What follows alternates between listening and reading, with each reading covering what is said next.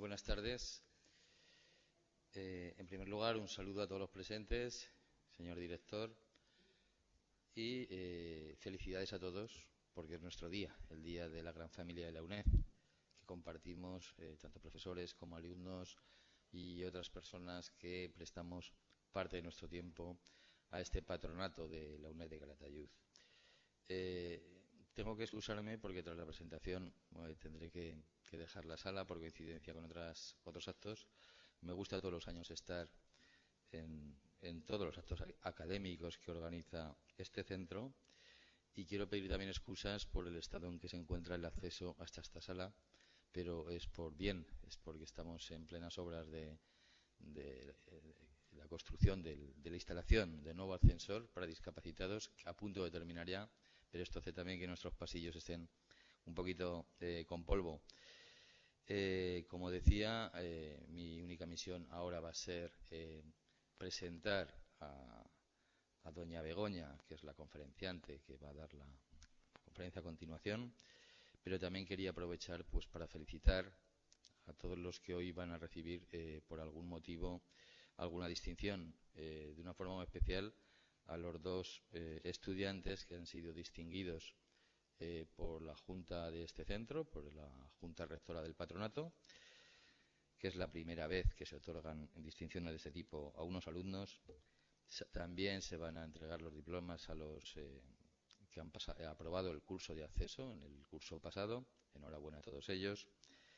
Hay también una entrega de premios del concurso literario que organizó la delegación de alumnos y quería destacar la entrega de premios también del primer concurso de literatura breve Baltasar Gracián. Esta es, como dice su nombre, el primer concurso, una experiencia que hicimos este año en colaboración con el Ayuntamiento de Belmonte de Gracián, cuyo alcalde lo tenemos aquí presente también. Buenas tardes, Carlos. Yo creo que fue una gran iniciativa y un gran éxito. Más de, no sé dónde tengo a José Luis, pero más de 80 participantes hubo y un simposio sobre una figura literaria que duró 3-4 días, que haya más de 80 participantes es un rotundo éxito. Tanto que hemos tomado el acuerdo ya de que lo haremos con carácter bienal, es decir, un año sí y un año no. Pero ese año de intervalo entre los años que haya concurso, sí que vamos a lanzar también unas jornadas de escritores denominadas Baltasar Gracián. Con este año se va a dedicar a... habíamos quedado, José Luis, esta todavía es noticia, es primicia, Augusto, por el bimilenario, y ya está más o menos en ciernes toda lo que va a ser la convocatoria. Como siempre contamos con excelentes colaboradores para la organización, uno de ellos que hoy no está aquí, pero que suele ser un poco el que lleva, digamos, la voz cantante junto con José Luis en este tipo de actividades, José Luis Corral, uno de los escritores de mayor éxito en España y que nos ha anunciado que próximamente dará a conocer cómo se va a desarrollar estas jornadas. Poco más por mi parte. Supongo que todos los presentes conocen el porqué tanta insistencia con Baltasar Gracián, y es porque, aparte de haber nacido en Belmonte, el municipio que está al lado, pues impartió su docencia en este centro que hoy nos encontramos, aunque el edificio fuera otro, pero era en este centro. Y nada más, yo por mi parte paso a presentar a doña Begoña de Luis Fernández, que es doctora en Ciencias Físicas, Astrofísica, por la Universidad Complutense de Madrid. Ha sido profesora titular de Física de los Materiales en la Facultad de Ciencias de la UNED y es responsable de la materia Astrofísica dentro del programa de formación de profesorado desde sus comienzos y durante casi 42 años. Ha desarrollado diversas líneas de investigación, entre las que destacan sobre la astrofísica, espectros estelares, en especial en el sistema estelar Beta Lyrae, en el Consejo Superior de Investigaciones Científicas. Sobre la relación de la astrofísica con la literatura, ha colaborado durante años con la Unión de Escritores y Artistas de Cuba. También ha impartido numerosas conferencias, cursos y seminarios divulgando la astrofísica y exponiendo sus trabajos sobre la relación astrofísica-literatura por diversos países. Hoy nos acompaña doña Begoña en la celebración del Día de la UNED con la conferencia que va a impartir a continuación bajo el título La astrofísica en la obra literaria de escritores hispanoamericanos. Por mi parte nada más, volver a pedir excusas por no poder quedarme durante todo el desarrollo del acto, y tiene ya la palabra doña Begoña.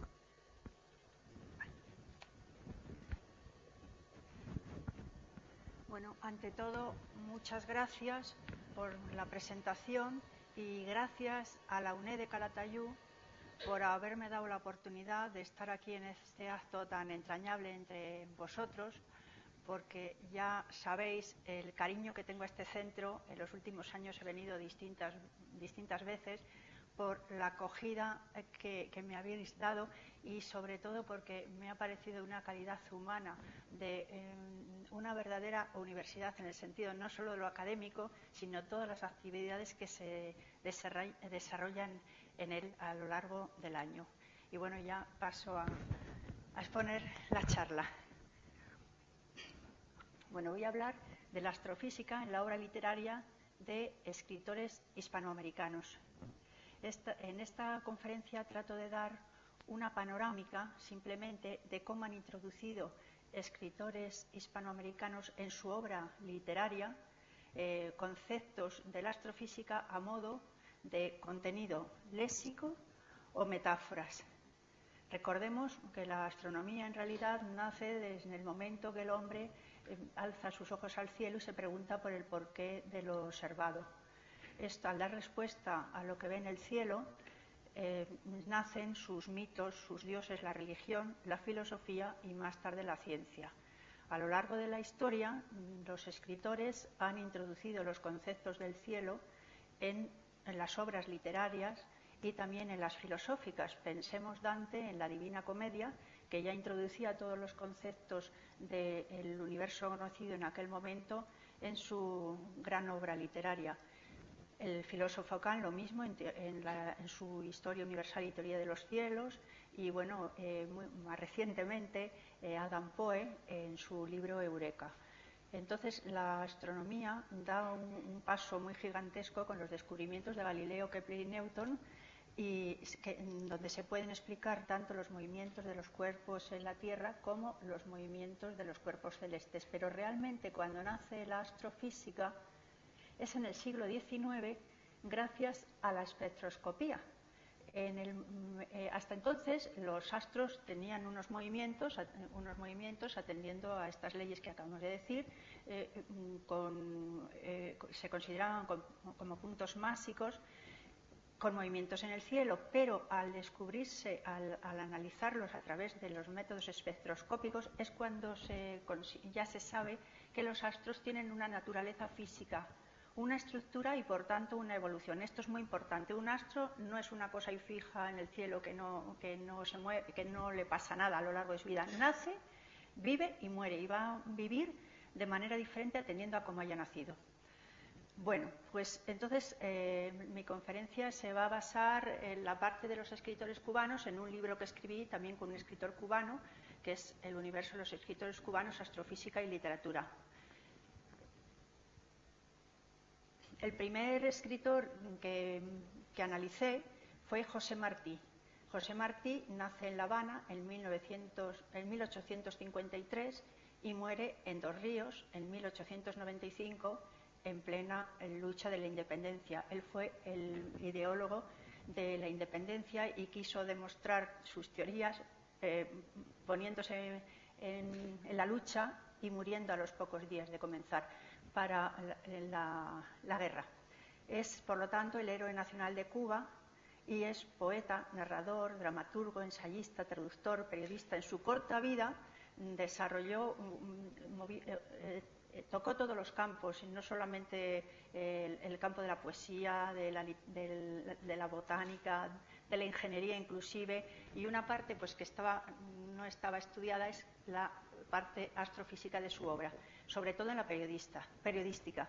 José Martí dice: para mí la palabra universo explica el universo, versus uni, lo vario en lo uno. El escrito que a mí me llamó mucho la atención, la primera vez que leí, y ya eso me dio la idea de que él sabía astrofísica, la astrofísica que nacía, como decíamos, ¿no?, en el siglo XIX, pues fue lo siguiente. Dice: el universo es el universo, y el universo es lo vario en lo uno. La naturaleza llena de sorpresas es toda una. Lo que hace un puñado de tierra hacia el hombre y hacia el astro. Los elementos de una estrella enfriada están en un grano de trigo. Fíjese, aquí ya está diciendo lo que más tarde se demostraría que es cierto. O sea, en el siglo XIX todavía se pensaba, a finales, que en el Sol había elementos que no habían en la Tierra, el nebulio y el coronio. Pero luego se demostró que no, que eran elementos físicos que tenían un grado de ionización muy elevado y, por lo tanto, al quitársele tantos electrones a las cortezas de los átomos, parecían nuevos elementos. Por lo tanto, no había nuevos elementos, sino que eran los de la Tierra, pero con distinto grado de ionización. Ya Martí no solamente sabe lo que se está llevando a cabo, sino que la aventura a decir que no, que son los mismos elementos, ¿no? Veamos el siguiente escrito, en uno de sus pensamientos, y es relativo al espectro solar. Dice Martí: proyectad en el gabinete del físico el espectro solar. Multitud de rayas negras limitan las líneas coloridas. Proyectad los espectros del hierro, del sodio, del calcio, de otras sustancias, y veréis que en aquellas aparecen rayas coloridas que corresponden a las rayas negras del espectro solar. Esto quiere decir que en la atmósfera del Sol se queman hierro, sodio, calcio y otras sustancias. Al leer esto nos parece que lo está escribiendo un astrofísico. Pensemos que esto es en el siglo XIX. Entonces, el espectro solar para realizar un espectro solar es algo así, un espectro solar o un espectro de las estrellas. En este caso lo que tenemos es el del Sol. Pues se apunta el telescopio al cielo, se le hace pasar por una red de difracción, por una rendija, y después pasa por un prisma, como es este caso, una red de difracción. Esto, sobre una pantalla, salen una serie de líneas oscuras y claras sobre un continuo, y comparando con los espectros de Tierra, principalmente del hierro, se pudo determinar las longitudes de onda a la que correspondían primero en el Sol y luego en otras estrellas. Entonces, los espectros son algo así como las radiografías de una estrella, como si dijéramos la huella dactilar. Por espectroscopía se conoce todo lo que tenemos en el cielo. Entonces, José Martí, fíjense que ya también en aquella época él también ponía claramente de manifiesto cómo él veía la relación de la literatura con la ciencia. Y dice Martí: fundar la literatura en la ciencia, lo que no quiere decir introducir el estilo y lenguaje científico en la literatura, que es una forma distinta de la ciencia, sino comparar, imaginar, aludir y deducir, de modo que lo que se escriba permanezca por estar de acuerdo con los hechos constantes y reales. Así la literatura no perecerá por sus nuevos vestidos y expresiones, como no perecen los árboles porque se les caigan las hojas. Así perdurará la expresión por la virtud de la verdad que se expresa. Nada sugiere tanta y tan hermosa literatura como un párrafo de ciencia. Bueno, y continúa. Como digo, él escribió en total pues unos 35 tomos, y entonces de astrofísica tiene un montón. Pero como estamos dando unas pinceladas, pues eso queda como ejemplo. El siguiente autor que analicé es Carlos Manuel Luinaz. Carlos Manuel Luinaz nace en La Habana en 1906 y muere también en La Habana en 1977. Es uno de los 4 hermanos Luinaz Muñoz, que son Enrique, Dulce María y Flor. Fíjense, en 1923 ya escribe este poema, es maravilloso, en 1923, llamado Parto Celeste. Las estrellas paren estrellas y el cielo tiene cada noche cientos de estrellas nuevas. Yo sueño a veces que han de llegar noches espléndidas en que el cielo rebosará de estrellas y ellas empezarán a caer en cascadas de luz sobre la Tierra. Esto es maravilloso porque él dice parto de estrellas. En aquel momento todavía no se sabía ni siquiera que las supernovas eran la causa de que en el cielo nacieran nuevas generaciones de estrellas. Se estaba estudiando, como digo, los espectros estelares y se estaba estudiando, pues eso, por qué las estrellas, la fuente de energía de las estrellas, que como sabemos son reactores nucleares de fusión, en cada etapa de su vida dan unas reacciones nucleares diferentes.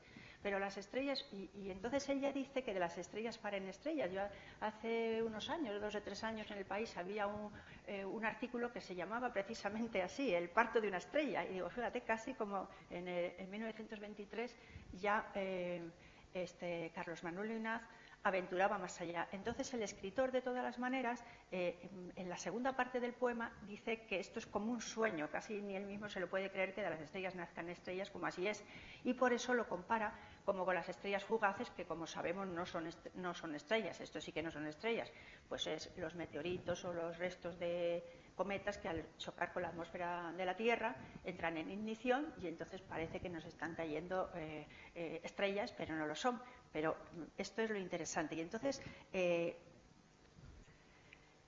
Dulce María Lluïnaz, su hermana, que todos conocemos también, porque bueno, Dulce María nace en La Habana en 1903, muere en 1997 y en 1986 recibe el Premio Nacional de Literatura.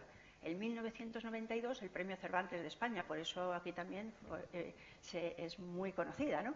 Fue directora de la Academia Cubana de la Lengua. Y entonces en el libro, en el libro Alas en la sombra, que escribe también su hermano, ella le contesta al poema que acabamos de decir, Parto Celeste, le contesta lo siguiente, en diálogo se llama, ¿no? Dice, están cayendo estrellas, ¿qué estás diciendo, hermano? Son estrellas fugaces. Están cayendo estrellas, qué pensamiento extraño. ¿Cómo del cielo claro se desprenden estrellas? Pon tus manos abiertas para que en ellas caigan. ¿Qué estás diciendo, hermano? Son estrellas fugaces, ni caen ni se recogen. No importa, pon tus manos. O sea, Dulce María está contestando a la segunda parte del poema, que es verdad que las estrellas fugaces no son estrellas, pero el poeta lo que estaba diciendo es cómo se forman realmente las nuevas estrellas, ¿eh? O sea, las estrellas que mueven como supernovas, luego hablaremos un poquito más de ello, que al nacer nacen con muchísima masa, entonces dan las reacciones de fusión del hidrógeno y para convertirlo en helio, del helio en carbono y oxígeno, del carbono y oxígeno magnesio, manganeso, distintos elementos más pesados, hasta que acaban con hierro en su interior. Cuando el hierro quiere fusionarse con el hierro, entonces ya lo que necesita es energía que la coge de la propia estrella. Entonces la estrella explota, y además de todos los elementos que ha constituido a lo largo de su vida, como el sueño de los alquimistas, en ese momento se desprende tal cantidad de energía que que expulsa al medio interestelar todos los elementos que ha ido constituyendo, y así es como en ese medio interestelar, enriquecido por esos elementos de las supernovas, es de donde nacen las nuevas generaciones de estrellas. Como decía antes, el Sol es de segunda o tercera generación, nació gracias a que otras estrellas murieron así. Entonces es muy curioso todo ese avance y el saber del poeta. Reinaldo Arenas es el siguiente escritor. Reinaldo Arenas, yo conocí a su madre en Cuba, la señora Oneida Fuentes, fue amiga mía hasta que murió, y les cuento esto porque resulta que por ella supe que realmente Reinaldo desde pequeño amaba el cielo, sabía del cielo, le gustaban las historias de las constelaciones, y la abuela es la que introdujo en todo este pensamiento que más tarde iba a desarrollar. Reinaldo Arenas nace en Holguín, realmente en los campos de Holguín, en 1943, y muere en Nueva York, muere de sida y se suicida en 1990. Fue narrador, poeta y ensayista. Es el escritor cubano más importante de su generación. Entonces, Reinaldo Arenas, en su obra literaria, hay partes en las que se ve cómo le gusta también el cielo. Introduce muchos conceptos, como digo, del cielo muy importantes, y también aventura cosas, ¿no? Yo les voy a mostrar un esquema del reino de Alipio, del relato El reino de Alipio, que lo escribió con 25 años. Es un relato de juventud. Reinaldo Arenas dice: la vida es misterio incesante, misterio y terror. Eso es lo que somos, un destello desesperado amparado por la poesía y la ternura. Decir que Reinaldo Arenas murió como las supernovas, o sea, llevó una vida totalmente un poco desastrada, pero generó muchísimo y murió joven, ¿no? Nos dejó una gran obra. Pues en este relato de juventud, El reino de Alipio, se pone claramente de manifiesto la relación de Alipio con el cielo y, por lo tanto, de la astrofísica con la literatura.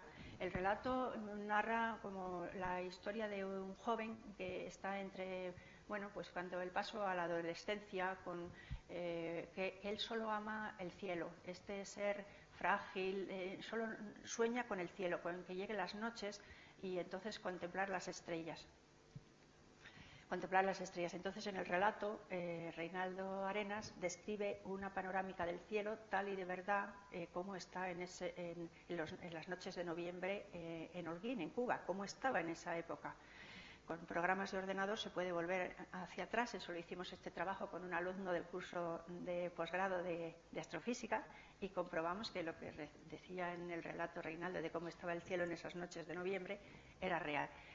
Alipio dice en un momento, este ser que está contemplando las estrellas, en un momento determinado aparece desde el balcón, las contempla, aparece una luminaria y que entonces él salta por el balcón, la luminaria le persigue, tiene una serie de percances y en ese momento dice el narrador, Alipio parece esa noche más feliz que nunca, es noviembre. Ahí también tenemos el dato de que es noviembre y como sabemos que lo escribió a los 25 años, sabemos para analizar cómo estaba el cielo, ¿no? Transparente y sonoro, noviembre sonando todas las fanfarrias de la oscuridad, haciendo perceptible hasta el cometa más lejano aún en gestación.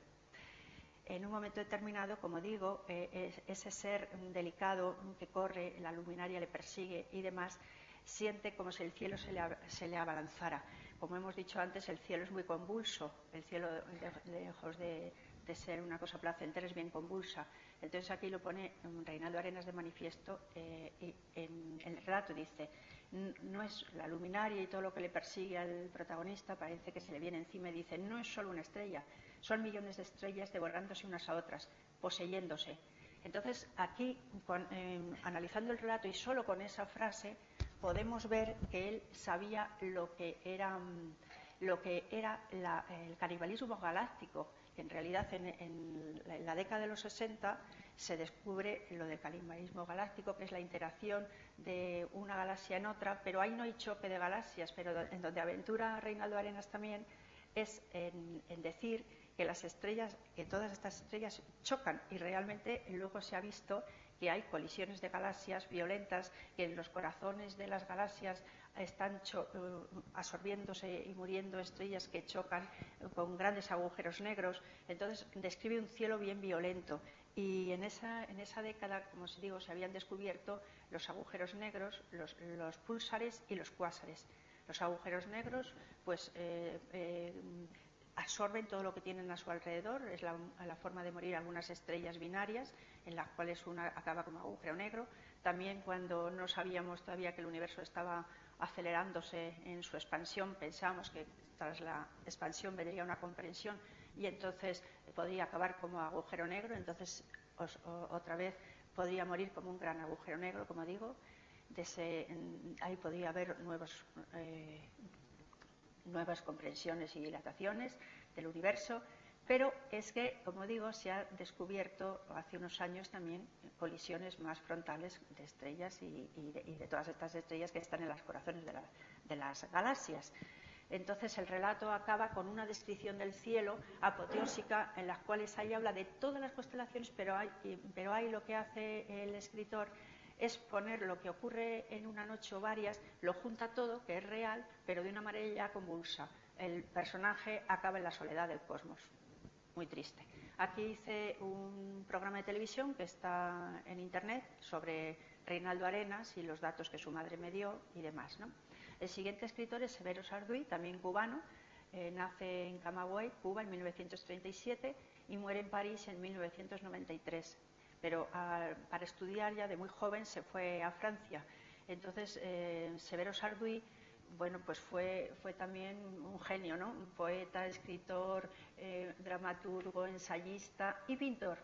Cuando murió, al poco de morir, en el Reina Sofía de Madrid, le hicieron un homenaje con toda su pintura. Para él la pintura, el cielo, la astrofísica, la pintura, y la literatura estaban también integradas, totalmente. Él tiene un libro que es un compendio, bueno, es un tocho de libro, que se llama Ensayos Generales sobre el Barroco, en lo que hace una descripción sobre todo de la astronomía, uniéndola con la relación con las artes, con la literatura, con la pintura.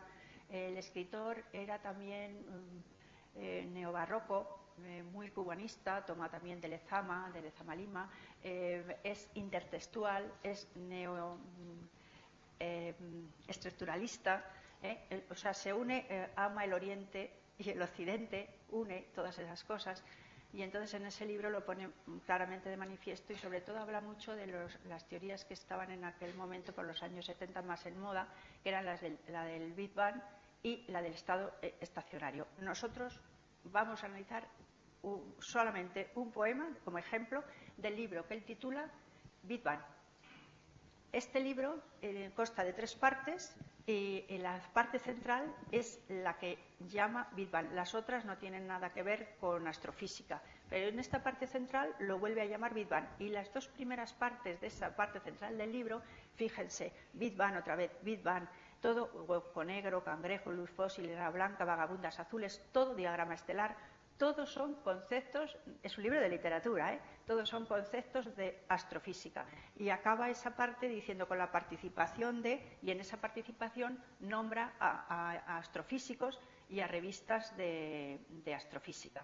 Entonces él, como compone la parte esta central del libro, es como en 2 planos. En un plano escribe una cuestión científica que puede ser un descubrimiento del momento, un descubrimiento de los cuales se está estudiando en ese momento, un diagrama estelar que para él ya es, como decíamos antes, que amaba la pintura y pintaba muy bien, pues para él ya es también un poema.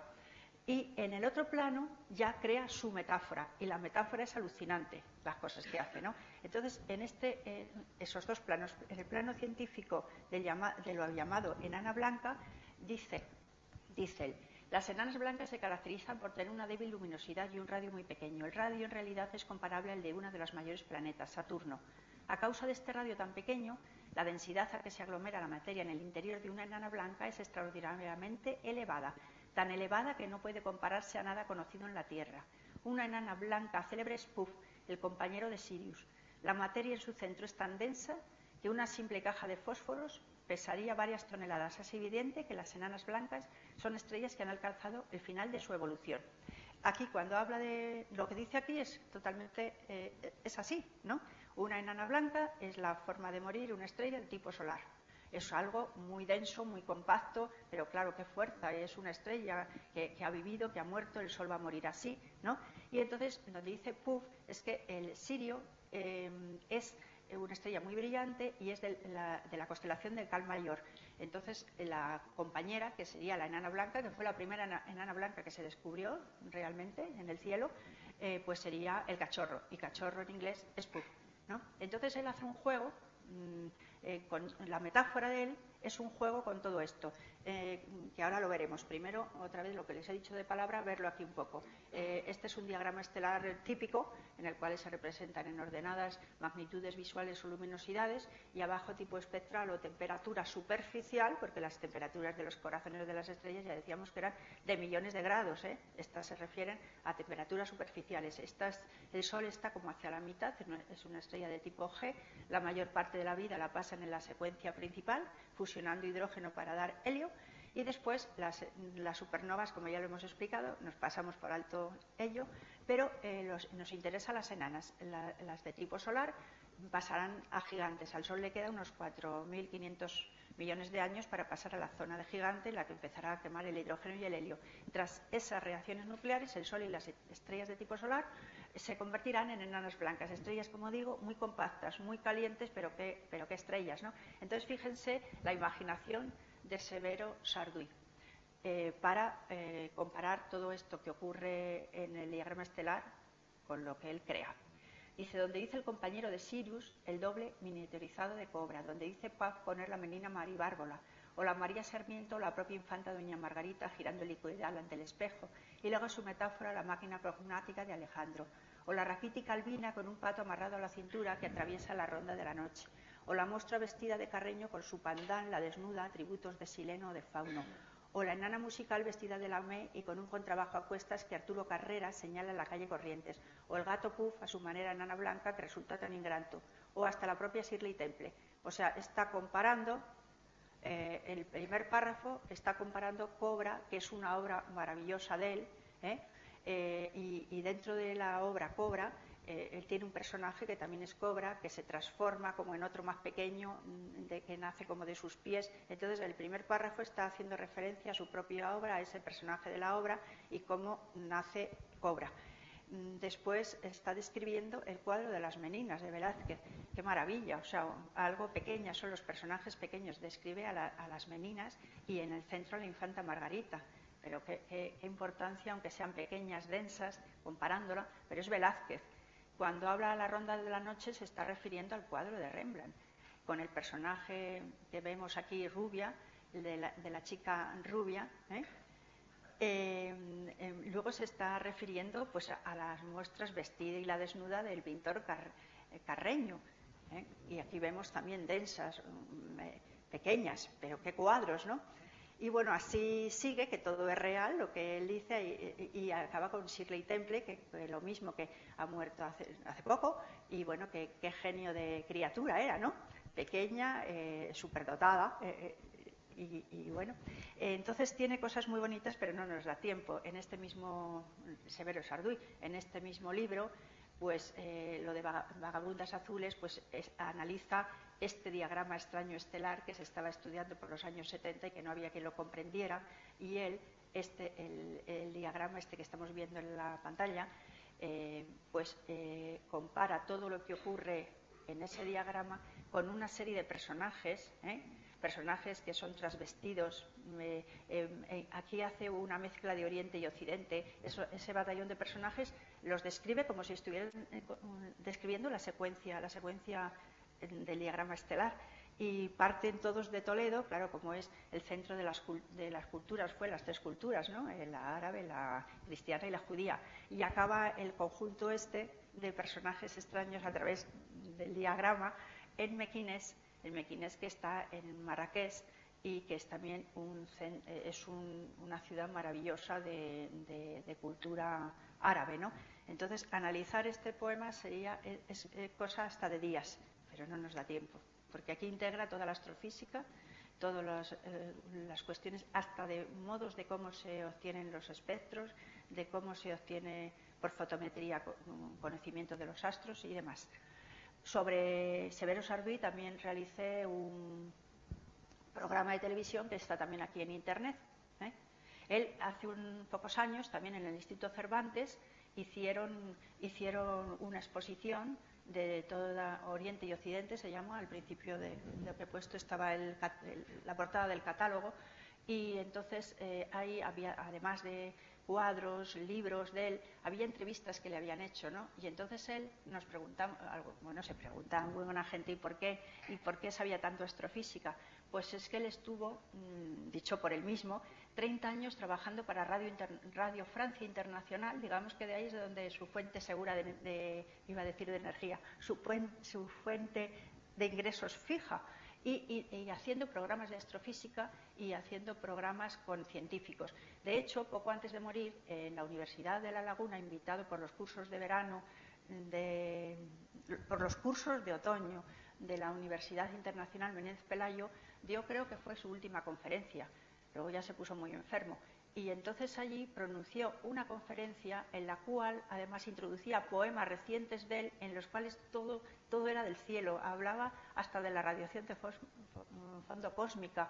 Y entonces él allí dijo también su amor por el cielo, que le venía de siempre, por la pintura, y dijo por Santa Teresa también, curiosamente. Y bueno, el siguiente autor, ya pasamos a escritores que no son cubanos. El siguiente es Ernesto Cardenal. Ernesto Cardenal también tuve la suerte de conocerle personalmente. Cuando en 1993 vino a Madrid a presentar su libro Cántico Cósmico, que yo ya tenía conocimiento de él previamente, porque lo había editado primero en Nicaragua. Bueno, decir que Ernesto Cardenal nace en Granada, Nicaragua, el 20 de enero del 25, es poeta, sacerdote, teólogo, escritor, traductor, escultor y político nicaragüense de fama mundial. Es reconocido como uno de los destacados defensores de la teología de la liberación en América Latina. Y también decir que fue el propulsor de la revolución que tuvo lugar en Nicaragua cuando subió Daniel Ortega por primera vez al poder. Entonces, Ernesto Cardenal, como le conocí, como digo, yo tenía conocimiento de su libro y de Cántico Cósmico, y lo conocí presentándolo en Madrid, pues hablé con él y me carteé durante un pequeño tiempo. Luego tuve otra vez la oportunidad de hablar con él en la Semana de Autor que le dedicaba a la Casa de América en La Habana. Le di también mi trabajo en persona y se lo mandé por correo de lo que había hecho sobre su obra. Y él me dijo que había estado también, porque la gente también en general me decían mis alumnos, pero este señor se le conocía más bien por la revolución, por todo esto. Bueno, pues él me dijo que había estado 15 años en persona, por observatorios norteamericanos, pues tenía amistades, astrofísicos y demás, informándose. Y resulta que en Cántico Cósmico realmente es que es un compendio, digamos, como una divina comedia, pero a la actualidad, en lo cual hace una integración del nacimiento del universo, del nacimiento de los mitos, como un recorrido por la historia del pensamiento, sobre todo también los mitos de Mesoamérica. Integra todo el conocimiento de los años, hasta los años que él lo escribió, que ya digo que fue en el 91-92, lo editó en Nicaragua, y en el 93 creo que fue en Madrid cuando yo le conocí. Y entonces todos los descubrimientos de hasta ese momento los plasma. Posteriormente escribió otro libro, Versos del Pluriverso, hace unos años, y que es como ya más pequeño, pero también con cuestiones más avanzadas y integrando todos los descubrimientos de la astrofísica más recientes. Y fíjense cómo empieza, lo divide en cántigas, es un libro, un tocho, ¿no? Como digo, es también una manera de pensamiento, integra la religión, la manera de ver en la religión, la filosofía, una integración. Pero fíjense, en la primera cántiga, lo llama así, en cántigas lo divide, ¿cómo empieza? Dice, en el principio no había nada, ni espacio, ni tiempo, el universo entero concentrado en el espacio del núcleo de un átomo, y antes aún menos, mucho menos que un protón, y aún menos todavía un infinitamente denso punto matemático. Y fue el Big Bang, la gran explosión. Bueno, seguimos. A la enorme densidad del comienzo corresponde una enorme velocidad de expansión. Después no hay nada más de interés por 700.000 años. El universo, bueno, entre esto hay más cosas que dice de todo el nacimiento del universo, ¿no? Dice, después no hay nada más de interés durante 700.000 años. El universo se volvió transparente a la radiación. Después, las primeras estrellas comenzaron a brillar en las primeras galaxias, al desacoplarse en materia y radiación. La materia comenzó a formarse en galaxias y estrellas. La gravedad grávida de estrellas, grávida después de planetas alrededor de las estrellas, y 10.000 millones de años después, Wimber está contando esta historia. Es que él mismo lo dice. O sea, si uno se lee el libro de los 3 primeros minutos de Stephen Wimber, un gran astrofísico, es que cambiando como la redacción, es que está diciendo lo mismo. Y al final él mismo lo dice que es Stephen Wimber quien está diciendo todo esto, ¿no? Entonces, bueno, para explicar la formación de las galaxias y las estrellas, la teoría predecía que debían de existir algunas anisotropías en la radiación de fósforo de microondas. Y estas se observaron por primera vez desde Tierra, en Canarias, en el experimento de Tenerife, en el Teide. Aunque su confirmación vino después por Smoot, analizando los datos del satélite COBE, ¿no? Las anisotropías son las que serían consecuencia de un tratamiento cuántico de la explosión primigenia que dio origen al universo, dice Cardenal. Y es ese resto, ¿no?, de la radiación cósmica que tenemos de la señal del universo primigenio, dice Cardenal. Aún ha quedado un vago rumor de esa explosión, ondas de radio venidas de las profundidades del espacio. Hay distintas maneras de morir el universo. Entonces, Cardenal dice lo siguiente: ¿y si el universo entero tiende a ser un solo ser universal y la última etapa de la evolución es superorganismo universal, repitiéndose tras cada Big Bang ese universo para ser mejor cada vez? hasta llegar a ser el cosmos perfecto, presentes en él todos los tiempos pasados, recapitulados todos los seres. Bueno, actualmente, como decía antes, se cree que el universo se halla en expansión acelerada. Bueno, ya no solo se cree, ya se afirma. Consecuencia de una energía oscura que originaría una especie de fuerza contraria a la de gravedad. Entonces, si existen múltiples universos, como podría ser compatible con la mecánica cuántica, y entonces Cardenal dice lo siguiente: y la posibilidad de que haya infinitos universos, sin que jamás los podamos observar, ni saber dónde están, porque es sin sentido nuestro dónde, sin podernos comunicar con ellos y sin saber si en realidad existen. Bueno, pues esto está en los dos libros de él. En Gioconda Belli no nos da tiempo a analizar. Gioconda Belli es también nicaragüense, ella vive, es poeta y novelista, y desde 1990 vive entre Nicaragua y Estados Unidos, y tiene un poema bellísimo que se llama La nueva teoría del Big Bang, que aquí también ella integra el nacimiento del universo con el nacimiento de la Tierra, incluso con la realización del acto sexual en el amor, una sublimación. Y aquí también hace un recorrido muy poético con descubrimientos, y como vemos a todos estos escritores les preocupa mucho el Big Bang, el origen del universo, como estamos viendo. Y ya por último, Elena Poniatowska. Elena Poniatowska, Amor, escritora, activista y periodista mexicana, cuya obra literaria ha sido distinguida con numerosos premios, entre ellos el Premio Cervantes 2013. Nace en mayo de 1932, nace en París, Francia, es hija de un príncipe polaco y la llaman la novelista la princesa roja, porque su padre fue príncipe, ¿no? Y entonces, pues, lo curioso que les quiero decir es que su marido era el pionero de la astrofísica en México, ya murió, Guillermo Haro. Guillermo Haro vivió entre 1913 y 1988. A esta escritora la tengo un especial también cariño, porque pues cuando salió su libro La piel del cielo en 2001, pues bueno, a mí me llamó la atención, lo analicé y descubrí que todo lo que hablaba de la parte... Habla también de un científico, es como la vida de un científico, pero que en la parte de ficción el científico no tiene nada que ver con ningún científico, pero todo lo que describe la escritora de la parte científica del protagonista, Lorenzo de Tena, es que yo de repente, cuando me leo el libro, digo, pero si este señor es Guillermo Haro, yo entonces no sabía que era su esposo. Entonces yo le llamo a mi amigo Paco Sánchez, el que creó el Instituto de Astrofísica de Canarias, y le digo lo que yo había deducido, y me dice, es que no sabes que sí, que la vida científica estás en lo cierto. Dice, y es que además Guillermo Haro ha sido su esposo. Entonces a mí me dio una alegría muy grande, ¿no? Y entonces el saber todo esto. Y entonces hice un trabajo que lo presenté a la Unión de Escritores y Artistas de Cuba el año siguiente, y también en la Universidad de La Habana, lo publicaron también, y posteriormente, el año pasado, pues hicimos con Isabel Baeza, hicimos unos programas de radio, y Isabel Baeza habló con Elena Poniatowska, le dijo para lo que era en la UNED, ¿no? Esto me estoy refiriendo a Radio UNED. Le dijo que si nos quería conceder una entrevista, y que era para una parte que sería para este programa del cual pues había yo hecho esta investigación, y la concedió amablemente. Y aparte, pues bueno, Isabel hizo también otros 2 programas más, creo, en base a la entrevista. O sea, por eso también la tengo cariño, porque es una persona que al mismo tiempo parece que es accesible, ¿no? Porque desde España a México, ya siendo mayor, conceder la entrevista, pues bueno, aparte del poder de persuasión de Isabel. Pero bueno, entonces en la novela, como digo, también el personaje se queda en la soledad. Pasa como pasaba en el reino de Alipio de Reinaldo Arenas.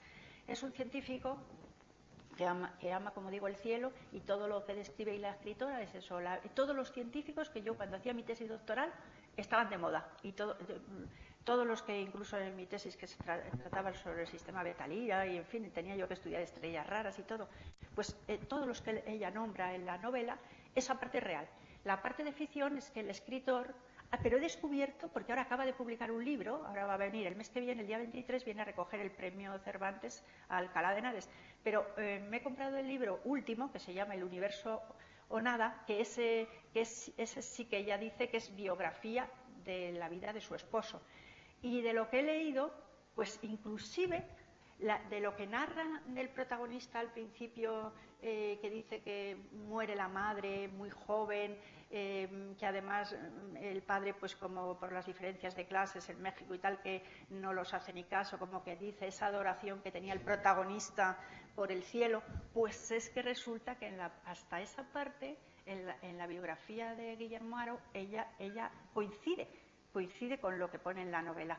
Pero a mí, para el que lea esta novela, lo que es muy bonito es las metáforas tan maravillosas que hace de todo lo que se conoce del cielo. Ella también tiene un hijo astrofísico, por cierto. Entonces, de todo lo que se ha descubierto del cielo y de todo lo que el científico en la novela y su esposo en la realidad, Guillermo Haro, hacía, las metáforas tan maravillosas que hace con las mujeres que aparecen por la vida del personaje. Él era un hombre machista, hacía esas clasificaciones en México, el protagonista digo, no digo el escritor, el protagonista de la novela, el Lorenzo, hacía distinciones entre la mujer liberal, que le parecía pues más bien una puta y todo eso, ¿no?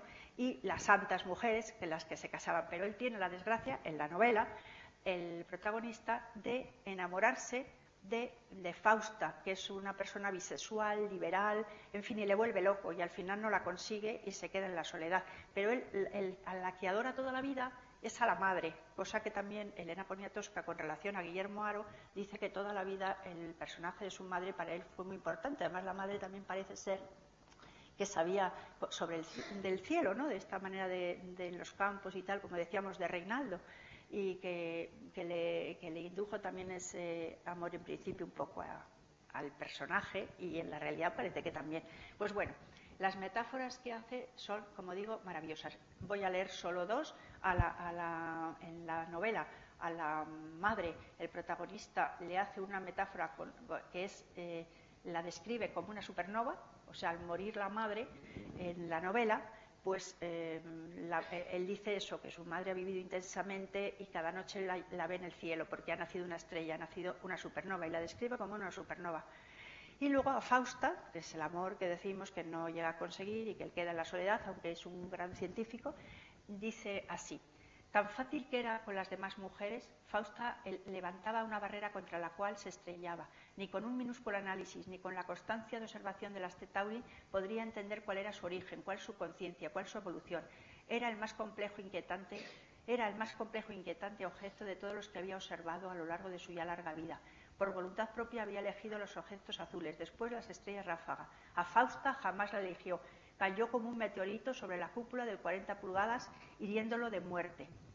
Entonces, digo yo, Lorenzo es el protagonista, estaba fascinado con las estrellas presecuencia principal, las Centauri y la ráfaga, y continuamente está comparando a Fausta con estas estrellas y su evolución hasta su verdadero nacimiento, cuando alcanzan el equilibrio hidrostático y dan las reacciones nucleares de fusión. También Guillermo Haro, eso es mi comparación, ¿no?, descubrió las estrellas ráfaga en la nebulosa de Orión y más tarde en conglomerados estelares de diferentes edades. Estas estrellas muestran variaciones de luz en cuestión de minutos, aumentando, en algunos casos, miles de veces su luminosidad para de nuevo alcanzar el estado normal. Las variaciones se deben a explosiones repentinas que ocurren en las estrellas en este proceso evolutivo de su formación. Lorenzo, el protagonista de la novela, quiere encontrar la metáfora de Fausta en las estrellas Centauri o tal vez en la ráfaga, pero no lo consigue. Y ya con esto acabamos de la escritora. En otro momento dice: él se acostaba con quien le daba la gana, pero era hombre. Ella, por lo visto, había ido mucho más lejos y, sin embargo, le daba la misma sensación de pureza que las Centauri. Claro, el protagonista Lorenzo es, como decíamos antes, es un machista y se va viendo a lo largo de la obra, y aquí se pone claramente de manifiesto.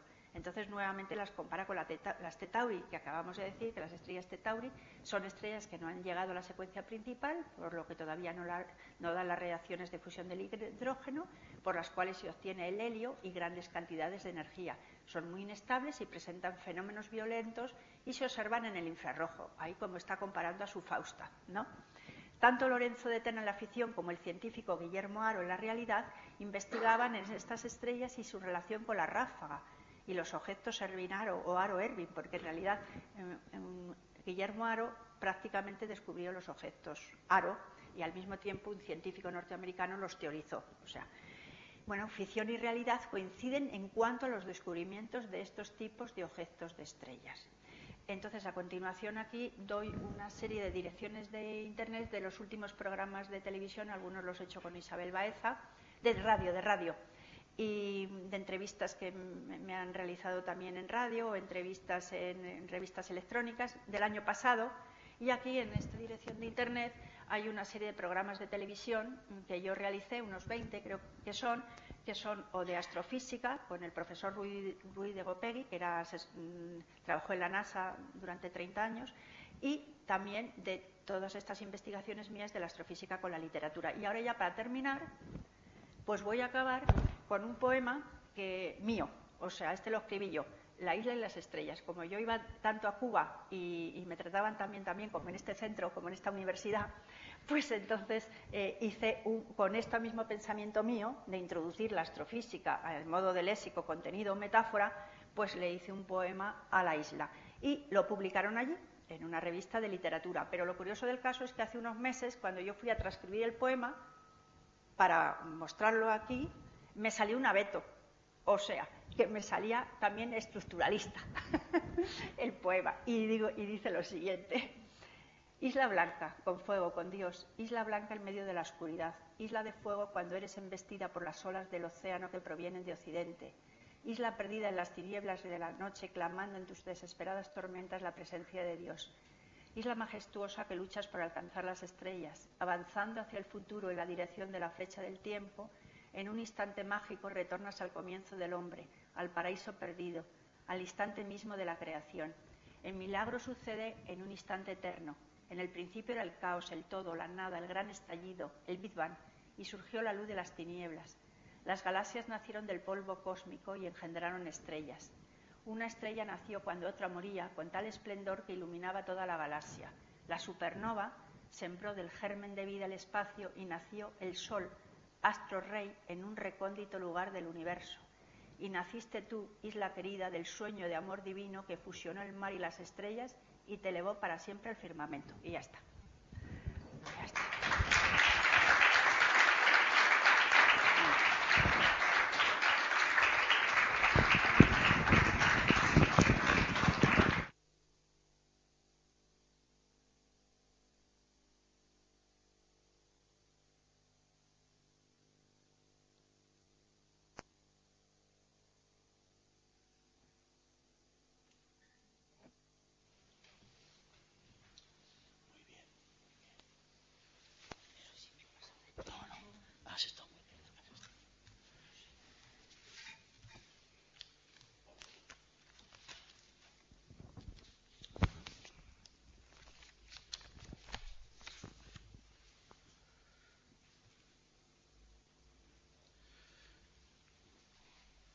Buenas tardes. En primer lugar, quiero felicitar a la profesora Begoña de Luis por la interesante conferencia que acaba de pronunciar y en la que nos ha ofrecido una muy original y desconocida perspectiva de la literatura hispanoamericana.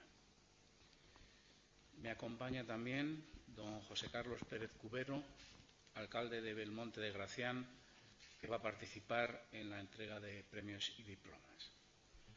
Un año más estamos celebrando hoy el Día de la UNED en Calatayud. En este día tratamos de abrirnos a la sociedad, dando visibilidad a la tarea que desarrollamos y poniendo en valor el servicio que prestamos tanto a nuestros estudiantes como a los ciudadanos de Calatayud y su comarca. Creo que podemos sentirnos satisfechos de dar a conocer los avances que en los últimos años hemos realizado, tanto para modernizar nuestras instalaciones como para actualizar la metodología y nuestro servicio académico, lo que hemos podido conseguir gracias al dinamismo de la propia UNED y al apoyo incondicional de la Diputación de Zaragoza. Además de nuestra actividad académica, el segundo objetivo de los centros de la UNED es ser un foco cultural para su entorno. Y en este sentido, la UNED de Calatayud realiza un amplísimo programa de actividades abiertas a todos los ciudadanos, en el que ofrecemos cursos, seminarios, conferencias, aulas de poesía, talleres de fotografía, conciertos, ciclo de cine y un importante programa de exposiciones en las que los bilbilitanos pueden disfrutar de muestras de arte contemporáneo de calidad contrastada. En este acto, en esta segunda parte del acto, vamos a presentar el número 19 de la publicación de Anales de la UNED de Calatayud. Presentaremos el libro de ponencias del simposio Baltasar Gracián y su época. Entregaremos distinciones a 2 estudiantes de la UNED de Calatayud. Entregaremos los premios del 8º concurso literario organizado por la Delegación de Estudiantes. Entregaremos los premios del primer concurso de literatura breve Baltasar Gracián y entregaremos diplomas a los estudiantes que han superado el curso de acceso. En primer lugar, vamos a presentar la publicación, los anales de la UNED de Calatayud, que hacen el número 19. Esta publicación se edita, se imprime la imprime la Diputación Provincial de Zaragoza y, como es habitual, consta de 2 volúmenes. El primero contiene 8 artículos de profesores de diversas materias muy interesantes y el segundo 14 trabajos que han realizado los estudiantes. Desde hace ya varios años contamos con una colaboración muy especial para las portadas de estos libros. La de nuestro querido amigo José Verón Gormaz, que con su generosa manera de ser nos aporta las hermosas fotografías que utilizamos en las cubiertas. José Verón nos honra colaborando con la UNED en varias de nuestras actividades culturales, por lo que hoy también nos sentimos muy orgullosos del premio de las letras aragonesas que acaba de recibir y por el que le felicitamos muy sinceramente. De entre los artículos, los trabajos publicados en el volumen de los estudiantes, quiero destacar muy especialmente los premiados tanto en la 7ª edición de concurso literario como en la 8ª del concurso de investigación, ambos concursos organizados por la Delegación de Estudiantes, a quienes felicito por esta iniciativa de tan larga y fecunda trayectoria. Mi enhorabuena a los profesores y estudiantes que han participado en este número 19 de los anales y que no comento porque todos ustedes lo tienen. A continuación, procedemos a la presentación del libro de ponencias del simposio Baltasar Gracián y su época. En el mes de noviembre pasado celebramos en la UNED un simposio con el título Baltasar Gracián y su época, que hemos organizado en colaboración con el Ayuntamiento de Belmonte de Gracián y con el patrocinio de la Diputación de Zaragoza. Tuvo un importante éxito de asistencia y un alto nivel académico, y para ello contamos con la dirección de 2 prestigiosos profesores universitarios: don Moisés González García, catedrático de la UNED y cuyo Departamento de Filosofía Moral y Política reconoció a los asistentes medio crédito europeo, y don José Luis Corral, catedrático de la Universidad de Zaragoza. Fruto de este simposio, presentamos hoy el libro que recoge las ponencias, de las cuales analizan a Gracián y su época desde 3 puntos de vista: el histórico, el filosófico y el literario, y que será sin duda, desde ahora, referencia obligada para todos aquellos que deseen estudiar la figura y la obra de este insigne filósofo. También quiero destacar el trabajo que desarrolló don José Luis Cortés, profesor de Historia de este centro de la UNED, en la organización y logística de las jornadas y en la edición del libro. A continuación pasamos a la entrega de distinciones a 2 estudiantes de la UNED en Calatayud. De la UNED de Calatayud. Nos van a permitir que no nos pongamos de pie, aunque sea una grosería, pero es que si no nos va a enfocar el proyector y nos vamos a acabar quedando ciegos. Por lo tanto, la señora secretaria lee el acta de esta entrega. La Junta Rectora del Centro de la UNED de Calatayud, en su reunión del 10 de marzo de 2014, de conformidad con el artículo 5 de nuestro Reglamento de Distinciones y Recompensas y tras la aprobación del Consejo de Centro en su reunión del 25 de febrero, acordó por unanimidad conceder la medalla del Centro de la UNED de Calatayud en su modalidad de bronce a los estudiantes don Fernando García Hernández por haber obtenido el premio del Consejo Social de la UNED al mejor expediente académico en Ingeniería Técnica e Informática de Gestión y a doña Marta Modrego Alarcón por haber obtenido el premio del Consejo Social de la UNED al mejor curso académico 2011-2012 de la Facultad de Psicología. Ruego al delegado de estudiantes que suba a recoger la medalla en nombre del primer galardonado, don Fernando García, que hoy no ha podido acompañarnos.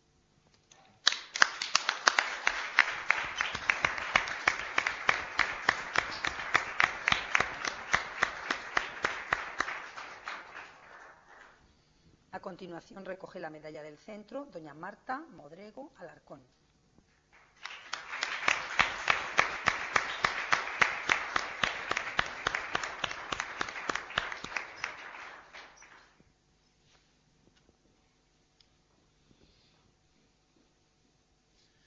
Bueno, quiero comentarles que estos 2 estudiantes de la UNED en este centro de la UNED obtuvieron premios en el Consejo Social de la Universidad, compitiendo el primero de ellos, Fernando, con los 164, creo, compañeros que terminaron la carrera en ese momento. Mientras que Marta competía, puesto que en la Facultad de Psicología en ese curso había matriculados 29, casi 30.000 estudiantes, pues competía en su curso pues del orden de entre 4.500 y 5.000 compañeros. Ahora procedemos a la entrega de premios del 8º concurso literario organizado por la Delegación de Estudiantes. Como antes he mencionado ya, la Delegación de Estudiantes de este centro realiza una importante actividad cultural en buena sintonía y colaboración con la dirección del centro, de las que los concursos literario y de investigación son una buena muestra. En esta ocasión, David Belenguer, delegado de estudiantes, dará lectura.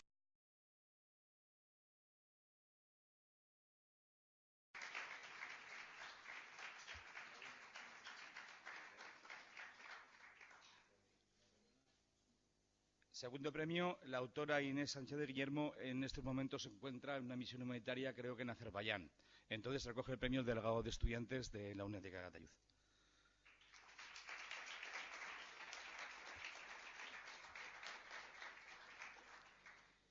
Y el tercer premio, Silencio, del autor José Torres Ramírez, tampoco ha podido asistir, ha pedido que disculpásemos su presencia, entonces lo recogeré yo en su nombre, porque así me lo ha pedido. Muchas gracias.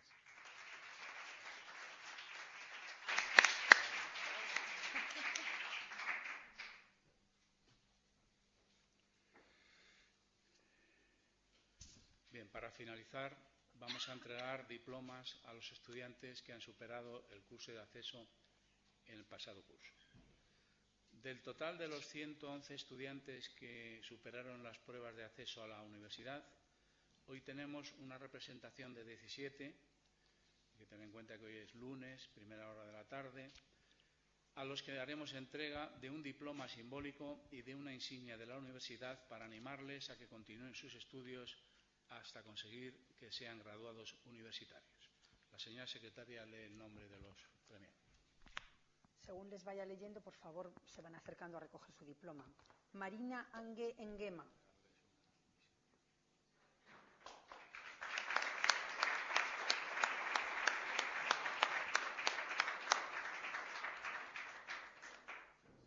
Santiago Blasco Abós. Delia María Martínez Bustamante.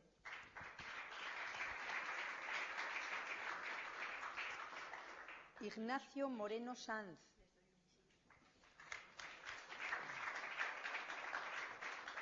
María José Pérez Crespo.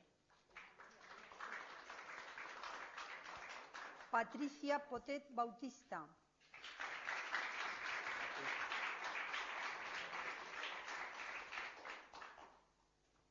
Rached Raduán.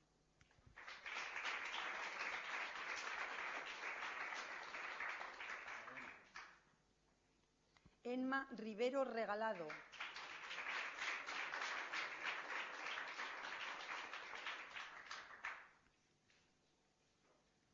José Carlos Rodríguez Bernal.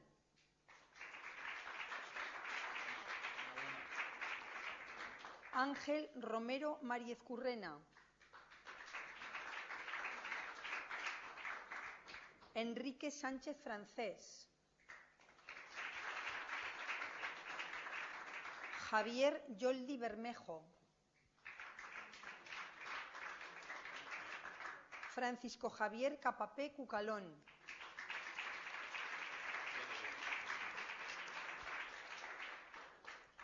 María Ángeles Ibáñez Monje.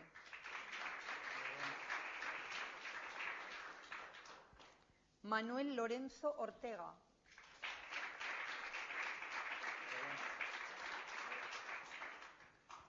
Encarnación Pozo Linares.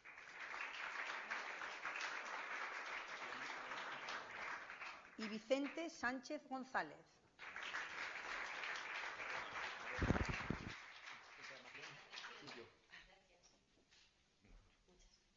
Enhorabuena. ¿Tú, Enrique? Vicente.